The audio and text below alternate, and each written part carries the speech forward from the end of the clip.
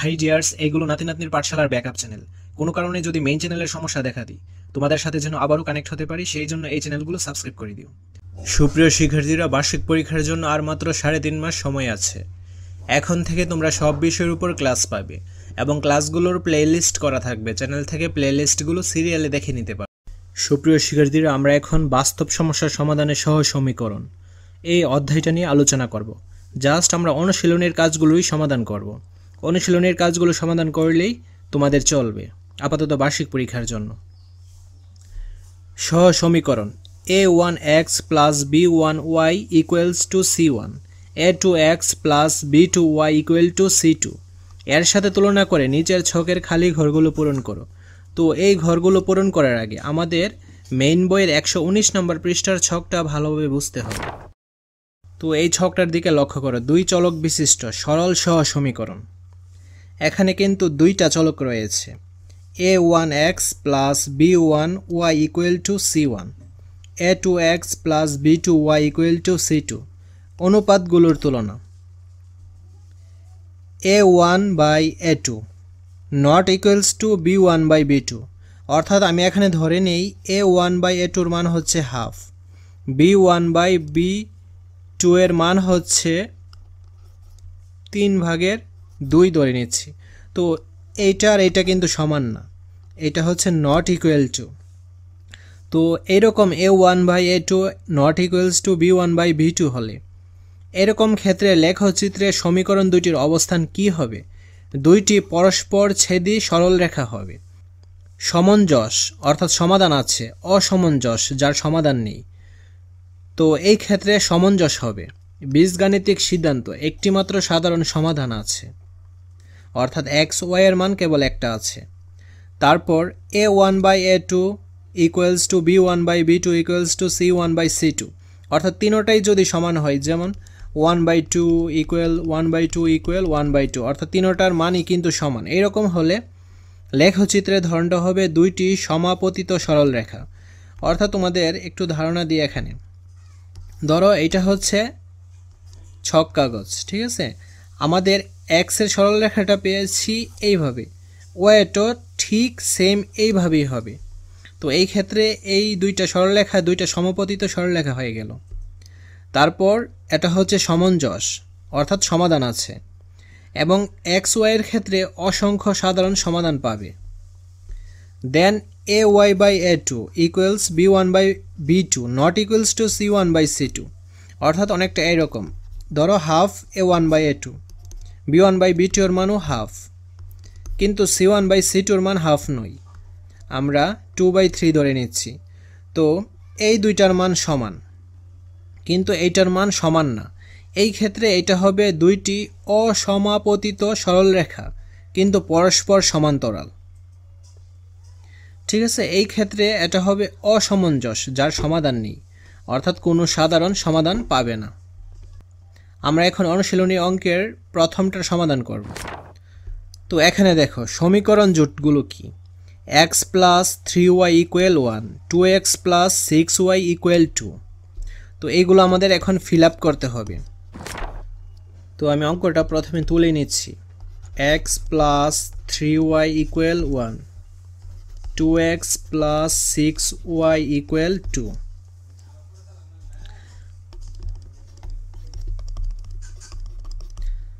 আমরা এইটাকে আমরা এইভাবে লিখতে পারি, a1x plus b1y equal c1, অর্থাৎ a1x হচ্ছে এই xটা, b1y হচ্ছে এই 3yটা, আর c1 হচ্ছে এই 1টা। সেম অ্যাজ আমরা এটাকে এভাবে লিখতে পারি, a2x plus b2y equal c2, অর্থাৎ এই a2x হচ্ছে এইটা, b2y হচ্ছে এইটা, আর c2 হচ্ছে এইটা, ঠিক আছে? তো এখন a1 এর মান কি? এই যে এইটার মান কি হবে? এইটা যেহেতু এইটা, এখানে x আছে, তো x এর সাথে কোনো সংখ্যা নেই, আমাদের ধরে নিতে হবে x এর মান হচ্ছে 1। দেন b1y, এইটা হচ্ছে b1y অর্থাৎ y। তো b1 এর মান কি? এখানে 3, 3টা হচ্ছে প্লাসের, এই ক্ষেত্রে প্লাস লিখতে হয় না। b1 এর মান আমরা পেলাম 3। দেন c1, c1 কোনটা? এই যে এইটা, তো c1 হচ্ছে 1।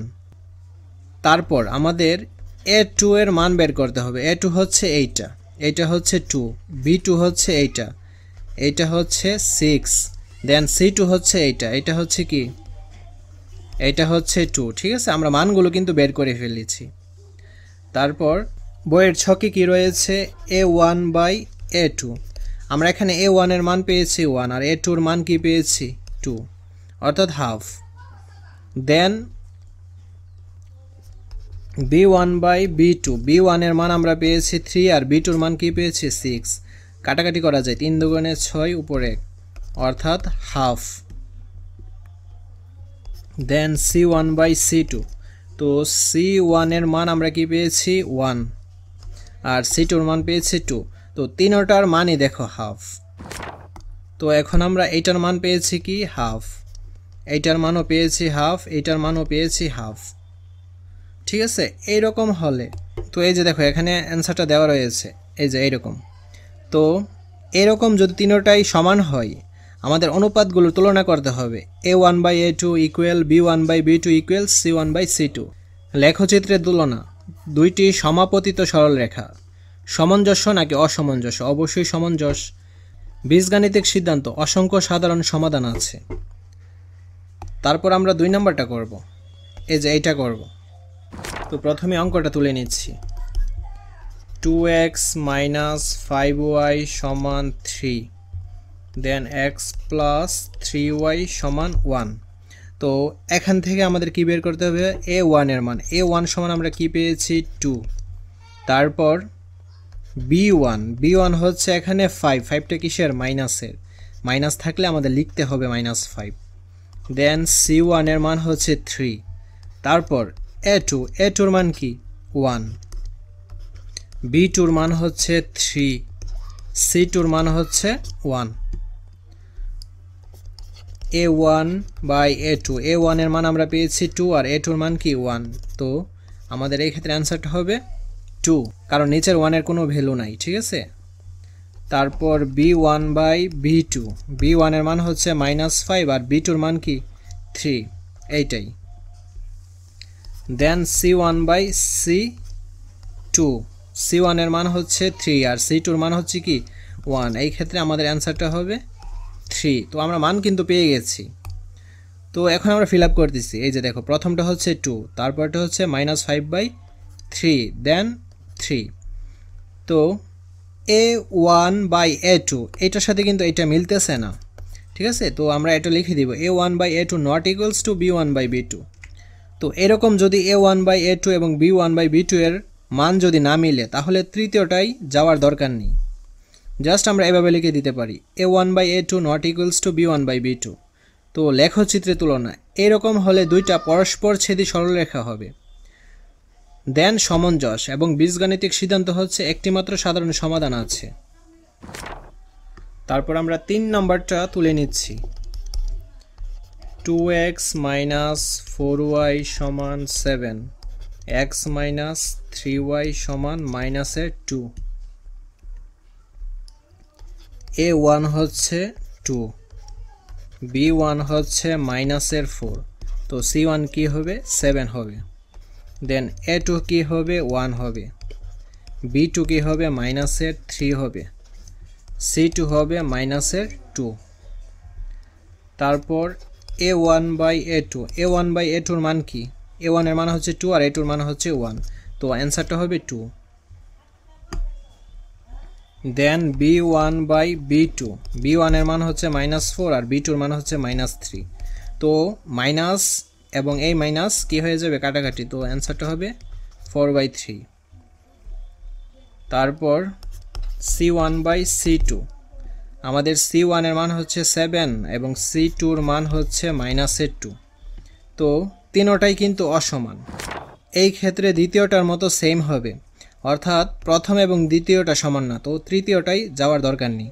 A1/A2 not equals two B1/B2, দুইটি পরস্পরছেদী সরলরেখা সামঞ্জস্য এবং একটি মাত্র সাধারণ সমাধান আছে। সব শেষ অঙ্কটা এখন আমরা করব। তো এইটা কিন্তু জাস্ট রাফ।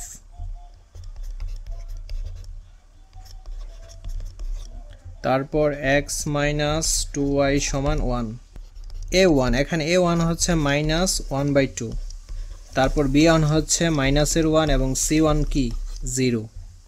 তারপর a2 হচ্ছে 1, b2 হচ্ছে মাইনাসের 2 এবং c2 হচ্ছে 1। তারপর a1 বাই a2, a1 এর মান হচ্ছে মাইনাস হাফ আর a2 এর মান হচ্ছে 1। তো এটা সমান আমরা নিচের যেহেতু 1 এর ভ্যালু নেই তো আমরা লিখতে পারি মাইনাস হাফ। তারপর b1 বাই b2, b1 এর মান হচ্ছে -1 এবং b2 এর মান হচ্ছে -2। উপরে নিচে মাইনাস কাটাকাটি তো কেবল হাফ পাওয়া যাচ্ছে।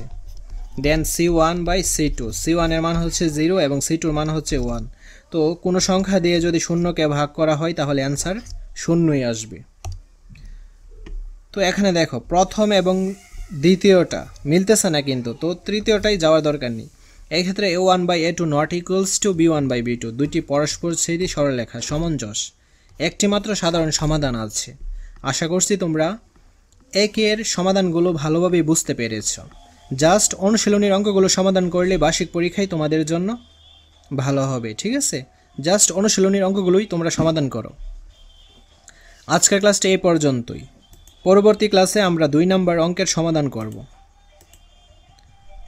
ধন্যবাদ সবাইকে।